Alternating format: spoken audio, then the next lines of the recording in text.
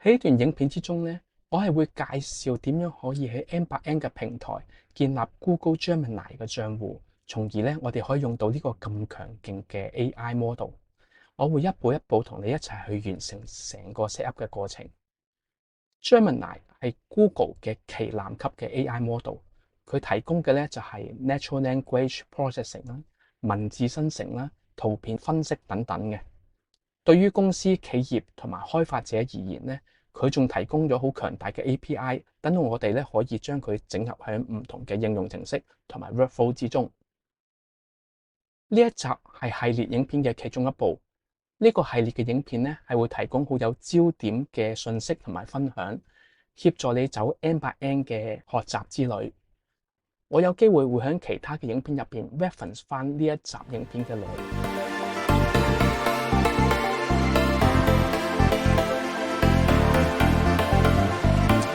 連接 Gemini 只係需要一個好簡單嘅設置嘅啫，而且只係需要做一次嘅啫。之後你就可以喺你自己嘅 N8N 嘅環境之中咧，再喺其他 workflow 嗰度用呢個 Gemini 嘅。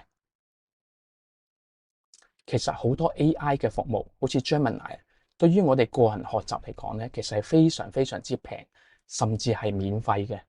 咁無論係大供應商，好似 AWS 啦、GCP 同 Azure 咧，又或者係細嘅供應商，好似 OpenRouter、Groq 呢啲咁咧，其實呢啲公司咧都係一樣嘅。呢啲公司咧俾我哋可以好平或者免費咁用咧，其實最主要就係想鼓勵我哋作為開發者咧，可以用多啲呢啲服務。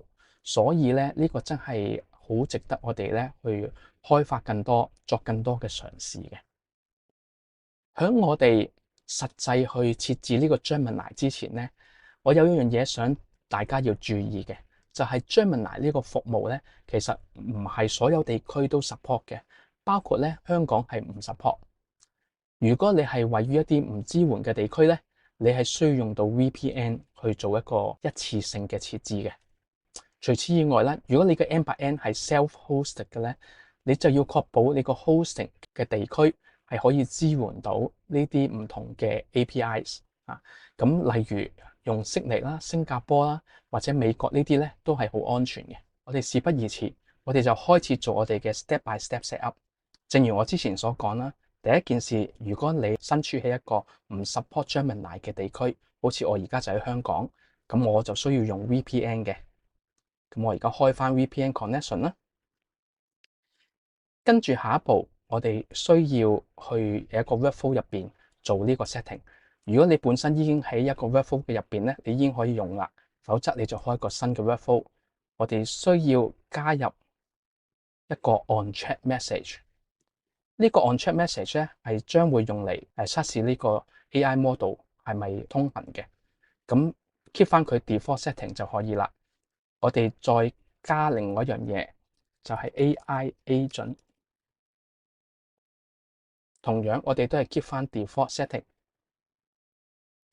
再喺 chat model 入邊加入 Google Gemini chat model。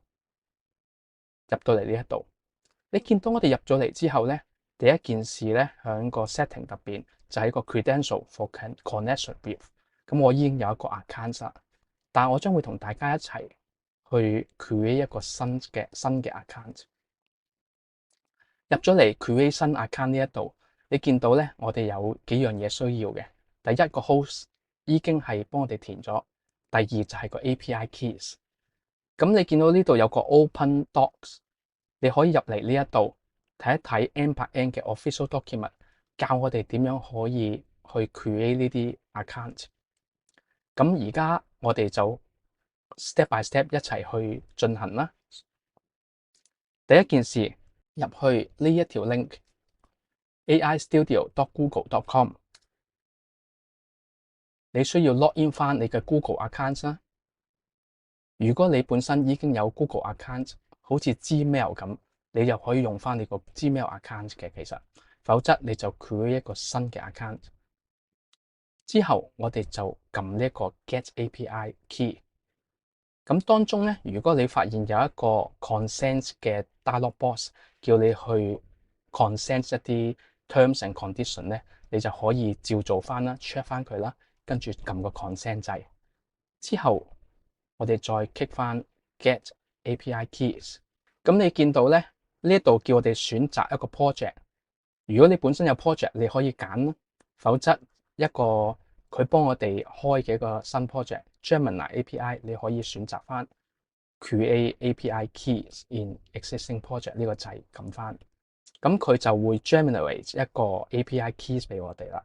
咁留意呢個 API keys 咧係唔可以公開俾人知道嘅。我而家呢個段影片咧都將會刪除咗嘅 API keys 先至去 publish 呢一段影片嘅。跟住就入嚟翻嚟 n/n 呢一度，就將佢填翻入嚟 API keys 呢個位置，撳個 save 掣。你可以改翻一個 make sense 啲嘅名啦 ，Gemini。之後就可以 save 低佢啦。跟住出翻嚟呢一度，揀翻你自己嘅 credential 啦。下面有個 model， 你需要去選擇翻一個啱嘅 Gemini model。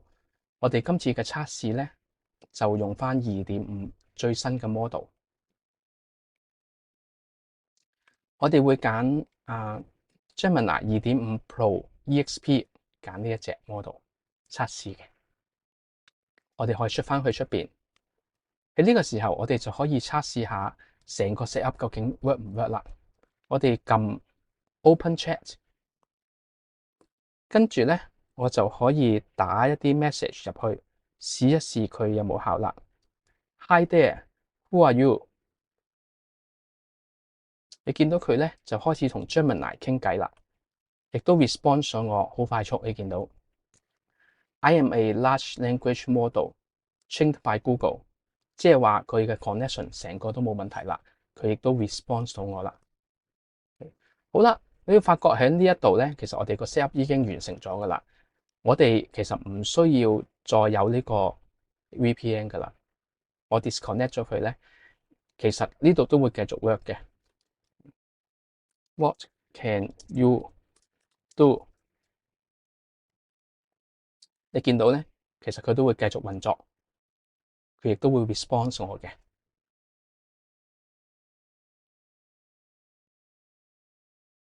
呢個要啲時間啦，可能佢 generate 緊一個好長嘅 response。OK， 係啦，好多嘢佢 generate 咗出嚟。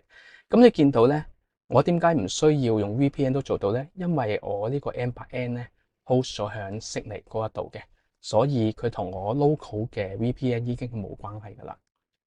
OK， 咁我哋今日嘅 set up 就係嚟到呢一度啦。